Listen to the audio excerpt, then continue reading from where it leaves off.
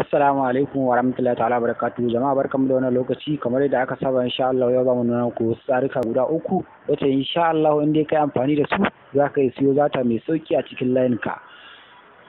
Misali idan kana da buƙatar ka danna wannan tsari, kamar misali wannan wayar ka ci haka, za ka shiga nan wajen calling. Bayan ka danna wajen calling sai ka yi amfani da waɗannan lambobin kamar haka. Za ka sa star 5 6 7 hash sai ka danna zuwa layin ka na MTN. Bayan ka danna zuwa layin ka na MTN ga tsari nan guda uku kamar haka.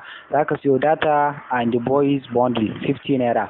Wannan tsarin idan ka siyo data ta naira 50 za su baka kuma kyautar airtime naira 50 wanda za ka yi kira a matsayin wajen minti 6 ko kuma ce minti 6 ne ma alal misali. Shi kuma wannan na naira 100 shine minti 12 za ka yi in ka siyo, kuma ga kyautar data na naira 100 insha Allah wanda ka siyo shi.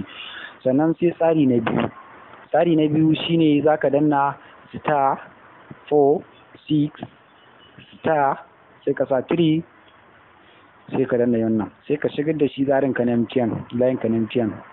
Bayan ka danna gashi nan sun ce enjoy full night live browsing from 11 FM to 6 AM. To wannan tsari da kuke ganin sa kamar haka, idan shi wannan zaka siyo data ta 250, idan ka siyo data ta 250 sai za su dauki naira 25 kace za su dauka a cikin layin ka. To ita wannan data ba ta aiki ne sai misalin karfe 11 na dare zuwa karfe 6 na safe wajen asubashi kenan. In kuma ka siyo ta 500 ma ba lalle ka iya cinye ta ba, naira 50 kenan za su baka data 500 a naira 50. To sai tsari na uku shine wannan tsarin ba kowa, wasu sun yi ba lalle a basu ba gaskiya, amma ka gwada shi a layin ka kila kana iya samu. Wannan tsari na uku sai ka danna haka, sai ka danna star 121 sai ka sa star 3 sai ka sa hash sai ka canza shi. Shi ma suna ba da tsarin data mai sauki insha Allah wanda ya kai amfani da shi. Gashi nan sun ce enjoy 700 MB for 300 naira.